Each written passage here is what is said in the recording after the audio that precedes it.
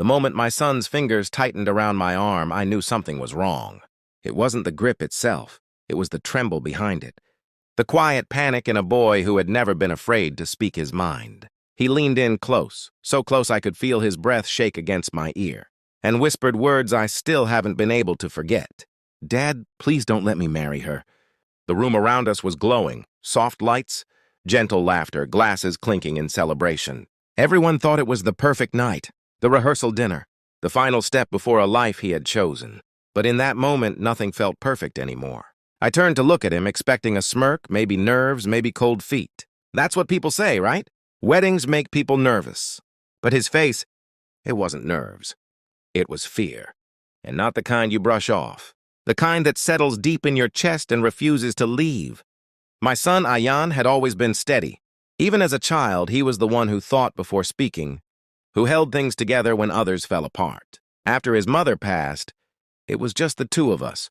We didn't say much about grief. We didn't need to. We carried it quietly side by side. That kind of silence builds something stronger than words. Trust. So when he told me 3 years ago that he'd met someone, I listened carefully. Her name was Syra. He didn't fall for her quickly. That wasn't his way. He described her as thoughtful, calm, someone who understood him without needing explanations. And when I finally met her, I could see why. She was polite, measured. Her smile never too wide, her words never too many. At first I respected that. She made an effort with me, calling me uncle in that soft, respectful tone. Asking about my health, remembering small details. It felt genuine. But there was something. I couldn't name it then. A pause. A distance. Like she was always watching the room. Calculating something just out of reach. I ignored it. Because Ayan looked happy. And after everything he'd been through, that was enough for me. Their relationship moved slowly, carefully. No drama, no loud arguments. Just quiet dinners, long conversations, shared plans. If there were cracks, they were invisible. But sometimes I'd notice small things. Ayan, who used to call me every evening, started missing days. When I asked, he'd say he was busy. When I pressed, he'd smile it off. "Everything's fine, Dad." And I believed him. Because that's what trust does. It fills in the gaps with hope. The first time something truly felt off was about 6 months before the wedding. We were having tea at home when his phone lit up on the table. Syra's name. He glanced at it. And something changed. Not fear. Not exactly. More like hesitation. He picked it up quickly, stepped outside to answer. When he came back, he looked normal again. Too normal. I asked him if everything was all right. He smiled. "Yeah, she just wanted to confirm dinner plans." Simple, harmless, but his tea had gone cold, untouched. And Ayan never left his tea unfinished. I told myself I was imagining things. That I was projecting my own loneliness onto his life. That maybe I wasn't ready to let go. So I stayed quiet. Because love, I've learned, sometimes means stepping back, even when something inside you is asking you not to. The engagement was beautiful. Families came together. Laughter filled the house, and for a while, everything felt exactly as it should. Syra fit into the room perfectly. Too perfectly. She knew what to say, when to say it, how to move, how to respond. It was almost rehearsed. I remember watching her that night, wondering if I was being unfair. After all, not everyone shows emotion the same way. Not everyone wears their heart openly. But then there were moments, tiny, fleeting, that stayed with me. Ayan reaching for her hand, and her pulling away just slightly before correcting herself. A joke he made, and her smile arriving half a second too late. A silence between them that didn't feel comfortable. It felt controlled. Still, the wedding plans moved forward. Venues booked, invitations sent, clothes tailored. Ayan never objected. He never complained. But he also never seemed excited, and I didn't know how to ask him why. Because what if I was wrong? What if I planted doubt where there was none? So I stayed quiet again. Until tonight. The rehearsal dinner. The moment everything cracked. After he whispered those words to me, I pulled back and looked at him properly. "Ayan, what are you saying?" His eyes darted around the room, making sure no one was watching. "I can't do this, Dad." His voice was barely audible. My heart started to race, but I kept my tone steady. "Talk to me." He swallowed hard. "It's not what you think she is." A chill ran through me. "What do you mean?" Before he could answer, I saw her. Syra. standing across the room, watching us. Her expression was calm, unreadable, but her eyes were fixed on Ayan. Not with warmth, not with concern, with something else, something that made my chest tighten.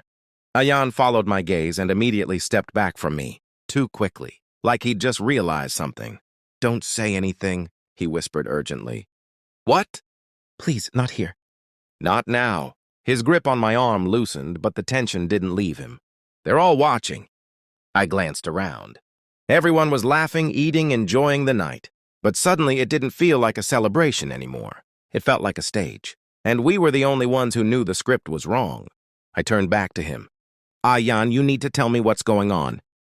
He shook his head, panic flickering in his eyes again. "I will. I promise, just not tonight." And then, before I could stop him, he stepped away, back into the crowd, back toward her. Sarah greeted him with a soft smile, slipping her hand into his like nothing had happened. Like he hadn't just asked me to stop the wedding. Like everything was exactly as it should be. But as she turned slightly, her eyes met mine. And for the first time, she smiled at me.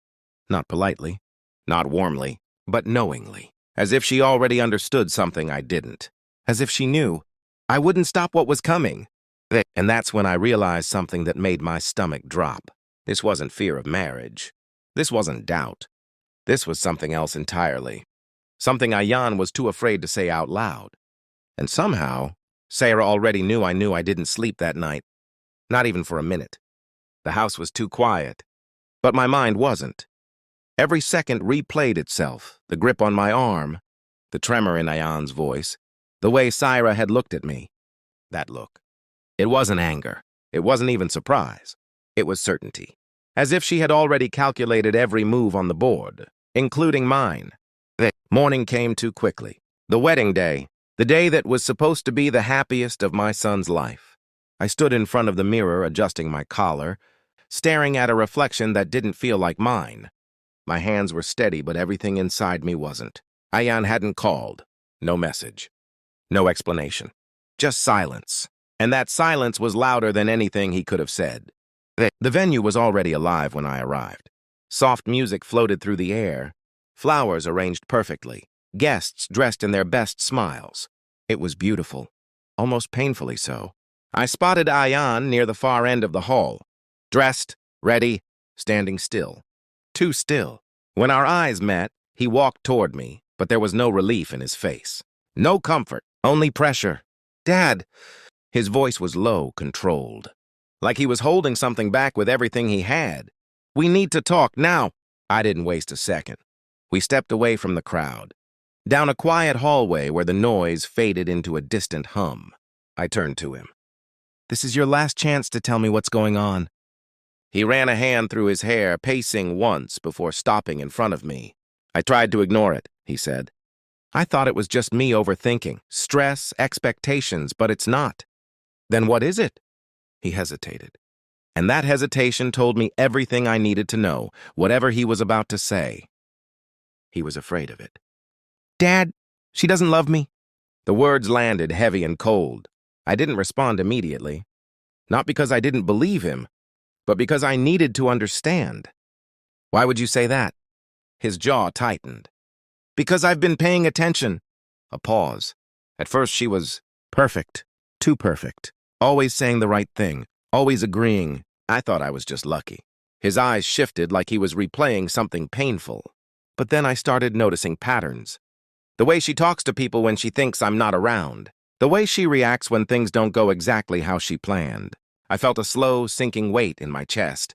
"What kind of reactions?"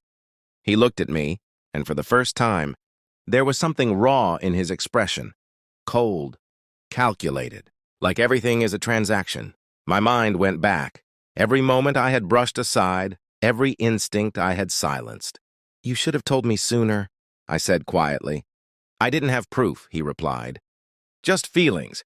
And feelings aren't enough to stop something like this. But last night wasn't just a feeling." "No," he said. "It wasn't." A long silence stretched between us. Then he reached into his pocket. "There's something else." He pulled out his phone, hesitated for just a second, then handed it to me. "Read it." I looked down. A message thread. Not from him. Not to him. From Syra. To someone saved only as a number. My chest tightened as I scrolled. The messages weren't emotional. They were precise, organized, cold. Everything is on track. After the wedding, access becomes easier. He trusts me completely. So does his father. My hands went still. I kept reading. No complications expected. I've handled his doubts. Just a few more hours. I felt something shift inside me. Not panic. Not anger. Something sharper. Clarity. I looked up slowly. Ayan was watching me, his expression heavy with something between guilt and fear. I didn't want to believe it, he said. But I checked more. Her calls. Her behavior. She's been planning something, Dad. I don't know exactly what... But this marriage, it's not about love, I finished. He nodded. Then why go through with it? I asked. Because I needed to be sure, he said. And because I didn't know how to stop it without everything collapsing. I took a breath. Slow, controlled. You should have trusted yourself. I do now. Another silence. This one felt different. Solid. Decisive. So what do you want to do? I asked. His answer came instantly. I'm not marrying her. The words hung in the air, heavy, irreversible. For a moment, everything felt still. Then reality came rushing back. The guests. The families. The expectations. Syra, she won't take it well, I said. I know. And whatever she's planning, this won't stop it. It might push it. I know that, too. I studied his face. The fear was still there. But underneath it, something stronger had taken its place. Resolve. And in that moment, I saw the same boy who had stood beside me after his mother died. Quiet. Shaken, but unbreakable. You're not alone in this, I said. His shoulders dropped slightly. Relief. Finally. Thank you, he whispered. We walked back toward the hall together. Each step felt heavier than the last. As we entered, the music swelled, guests turned, smiles widened. Everything was ready. Everything was waiting. And at the center of it all, Syra. She stood near the stage, radiant, composed, exactly as everyone expected. Except now, I could see it. The precision, the control, the performance. Her eyes found us immediately. And in that split second, something changed. Not outwardly. Her smile stayed. Her posture remained perfect. But her eyes, they sharpened. She knew. I don't know how, but she knew. Ayan slowed beside me. Dad! I'm here, I said quietly. We kept walking, closer, closer, until there was no distance left. Syra stepped forward, her smile warm enough to fool anyone watching. You're just in time, she said softly. They're about to start. Ayan didn't take her hand this time. The smallest shift. But I saw it. And so did she. Her fingers lingered in the air for half a second too long before lowering. Still smiling. Still composed. But something beneath it cracked. What's wrong? She asked, her voice light. Ayan looked at her. And for the first time since I'd known her, there was no hesitation in him. We need to talk. The room continued around us, unaware. Laughter. Music. Expectation. Syra held his gaze, searching it, measuring it. Then she smiled again. Of course, she said. Calm. Controlled.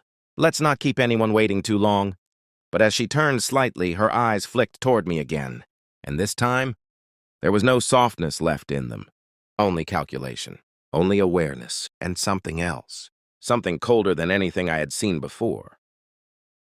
As the officiant called for everyone to take their seats, I realized something with absolute certainty. This wasn't the end of her plan. This was just the moment it was about to unravel.